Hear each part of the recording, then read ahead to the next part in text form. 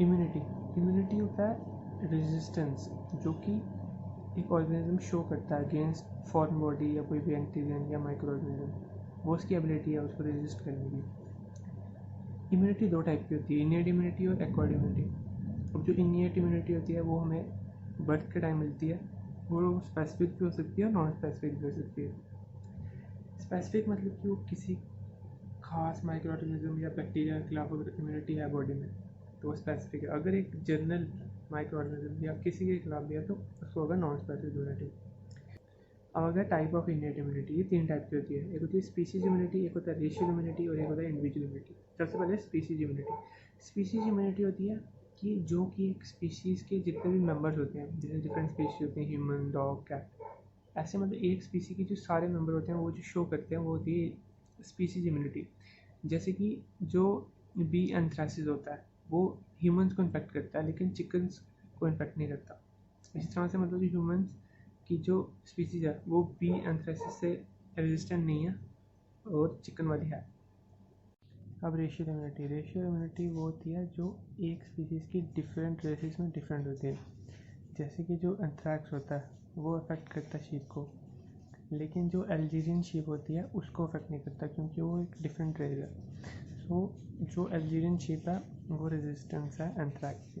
वैसे ही जो American Negroes होते हैं उनको ज़्यादा चांस होते हैं ट्यूबरकुलोसिस होने के बाकी वाइट्स के मुकाबले। ऐसे ही जो लोग जिनमें सिकल सेल एनीमिया होता है या फिर ग्लूकोज 6 फॉस्फेट डिहाइड्रोजनेज की डिफिशियंसी होती है वो लेस ससेप्टेबल होते हैं प्लाज्मोडियम फैल्सिफरम के, मतलब उनके कम चांस होते हैं कि उनको ये अफेक्ट करे। इससे हमें पता चलता है कि डिफरेंट रेसेस में डिफरेंट इम्यूनिटी होती है। अब आ गया इंडिविजुअल इम्यूनिटी, जो कि हर इंडिविजुअल की अपनी होती है according to its genetic makeup. इसकी एग्जांपल है जैसे कि होमोजाइगस ट्विंस होते हैं, उनकी सेम इम्यूनिटी होती है, हेटेरोजाइगस ट्विंस की डिफरेंट होती है। अब आ गया फैक्टर्स इन्फ्लुएंसिंग इनेट इम्यूनिटी। पहला आ गया एज। जो फेटस और ओल्ड एज होती है उसमें ज़्यादा ससेप्टेबल होता है इन्फेक्शन को, ज़्यादा चांस होते हैं। और जो प्लासेंटल बैरियर होता है जो फेटस और मदर के बीच में, वो उसको प्रोटेक्ट करता है डिफरेंट डिजीज़ से। लेकिन जो पैथोजेंस होते हैं रूबेला के, साइटोमेगालोवायरस के और टॉक्सोप्लाज्मा गोनाइडे के, वो इस बैरियर को भी क्रॉस कर जाते हैं और कंजेनाइटल मालफॉर्मेशंस होती हैं उसमें। अब आ गया जो चिकन पॉक्स और पोलियोमाइलाइटिस होता है वो ज़्यादा सीवियरली इफेक्ट करता है अडल्ट को because of active immune response. Adult में एक्टिव इम्यून रिस्पॉन्स होता है, इसकी वजह से वो ज़्यादा उनको अफेक्ट होता है। अब दूसरा जो फैक्टर जो इनेट इम्यूनिटी को अफेक्ट करता है वो हार्मोन्स। हार्मोन्स में जो कॉर्टिकोस्टेरॉइड्स होते हैं वो एंटी इन्फ्लेमेटरी होते हैं, एंटी फाइगोसाइटिक होते हैं और वो इनहिबिट करते हैं एंटीबॉडी फॉर्मेशन को, मतलब कि इन्फ्लेमेशन को इनहिबिट करते हैं वो। और जो स्टेरॉयड लेवल अगर वो बढ़ जाए बॉडी में तो, और ख़ासकर प्रेग्नेंट वुमेन की बॉडी में, तो उनको इन्फेक्शंस के चांस ज़्यादा होते हैं। और तीसरा आ गया जो लोग होते हैं जिनको डायबिटीज़ होता है तो उनकी बॉडी में कार्बोहाइड्रेट ब्लड में ज़्यादा होता है, इसलिए उनको स्टेफाइलोकोकल सेप्सिस के चांस भी ज़्यादा होते हैं। फैक्टर होता है न्यूट्रिशन। अब ह्यूमरल इम्यूनिटी और सेल मेडिएटेड इम्यूनिटी दूसरे। तीसरा फैक्टर होता है न्यूट्रिशन। अब जिसकी न्यूट्रिशन अच्छी होगी तो उसकी इम्यूनिटी अच्छी होगी, क्योंकि उससे ह्यूमरल और सेल मेडिएटेड दोनों इम्यूनिटी बढ़ जाती हैं और माल न्यूट्रिशन में वो कम हो जाती है।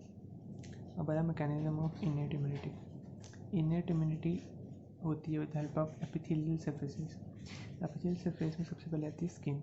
स्किन जो होती है वो एक्ट करती है as a barrier to microorganisms और साथ में इसका बैक्टीरियोसाइडल सिक्रीशंस होती हैं इसमें, वो भी उनको किल करती हैं बैक्टीरिया को। अब स्किन के ऊपर बैक्टीरिया की दो तरह के ग्रुप्स होते हैं, एक को बोलते हैं ट्रांजिएंट फ्लोरा, एक होती है resident flora.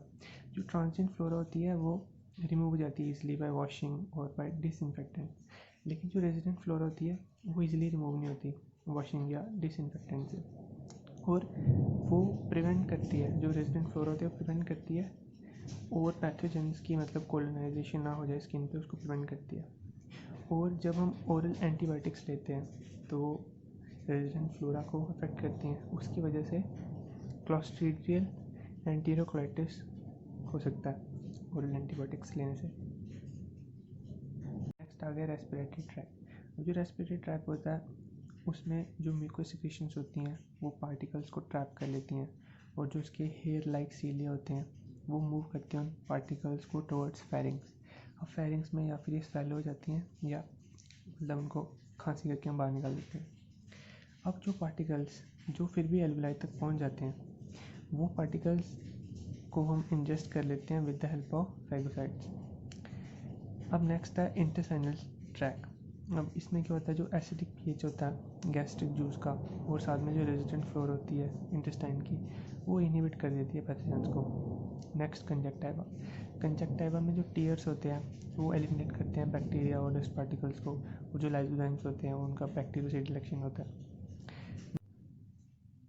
Genito urinary track, जो यूरिन होता है वो भी एलिमिनेट करता है बैक्टीरिया, और साथ में जो वजाइना होती है उसमें होते हैं लैक्टोबैसिलस।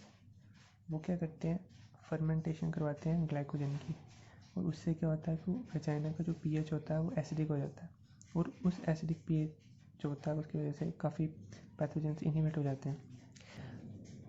और जो सीमेन होता है मेल्स में, उनमें एंटी बैक्टीरियल सब्सटेंसेस होते हैं। अब एंटी बैक्टीरियल सब्सटेंसेस होते हैं जैसे कि प्रोपाडिन, लाइसोजाइम, बेटालाइसिन और इंटरफेरॉन्स। नेक्स्ट है सेलुलर फैक्टर्स। सेलुलर फैक्टर्स तब काम में आते हैं जब जो पैथोजन होता है हमारी एपिथेलियल सरफेस को क्रॉस कर देता है, यानी कि वो जो टिश्यू तक पहुंच जाता है। अब यहाँ क्या होता है, यहाँ पे होती हैं एक्सुडेटिव इन्फ्लेमेटरी रिएक्शंस, यानी कि जो फाइब्रिन होता है वो पैथोजन के साथ एंटेंजल हो जाता है ताकि इन्फेक्शन स्प्रेड ना हो। वो उसको पूरा ऐसे उसके साथ कवर कर देता है उसको, या उसके साथ जुड़ जाता है ताकि इन्फेक्शन स्प्रेड ना हो। और दूसरा ये होता है कि जो फैगोसाइट्स होते हैं वो इंजेस्ट करते हैं पैथोजेंस को, उनको डिस्ट्रॉय कर देते हैं। अब जो फैगोसाइट्स होते हैं वो दो तरह के होते हैं, एक होते हैं माइक्रोफेजिस और दूसरे होते हैं मैक्रोफेजिस। माइक्रोफेजिस की एग्जांपल है पॉलीमॉर्फोन्यूक्लियर ल्यूकोसाइट्स न्यूट्रोफिल्स, और मैक्रोफेजिस की एग्जांपल है मोनोन्यूक्लियर फैगोसाइट्स।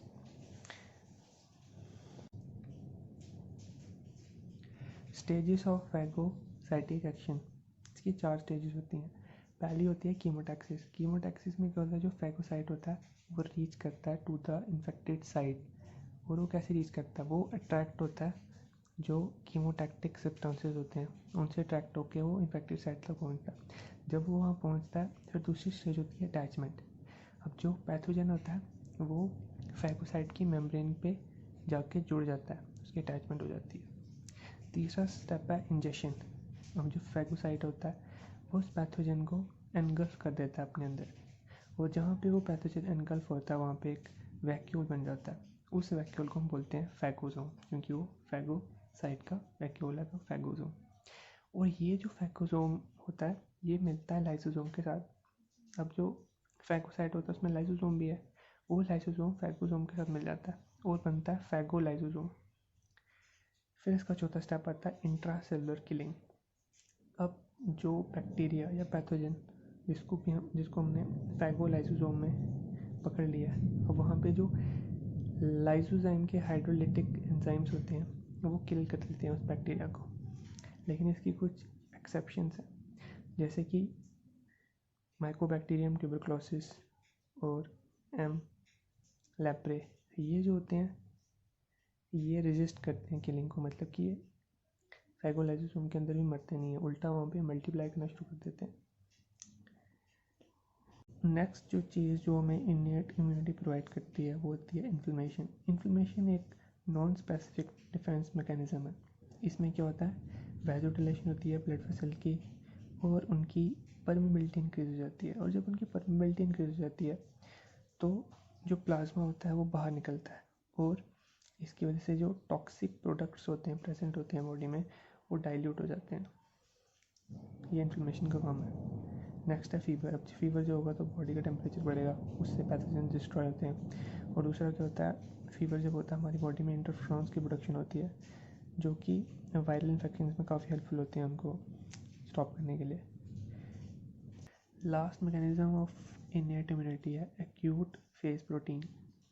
जब भी हमारी बॉडी में कोई इंजरी होती है या इन्फ्लेमेशन होती है उस टाइम पे हमारी बॉडी के प्लाज्मा में कुछ प्रोटीन्स की वैल्यू बढ़ जाती है, उन स्पेसिफिक प्रोटीन्स को हम बोलते हैं एक्यूट फेज प्रोटीन्स।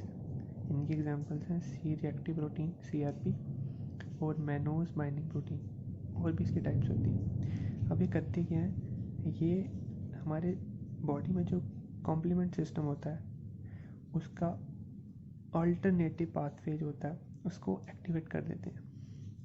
और दूसरा क्या करते हैं, ये प्रिवेंट करते हैं टिश्यू इंजरी को और रिपेयर करते हैं इन्फ्लेमेटरी लीजन्स को। तो ये सब हो गया हमारा इन्नेट इम्यूनिटी और उसके प्रोसेसेस और टाइप्स।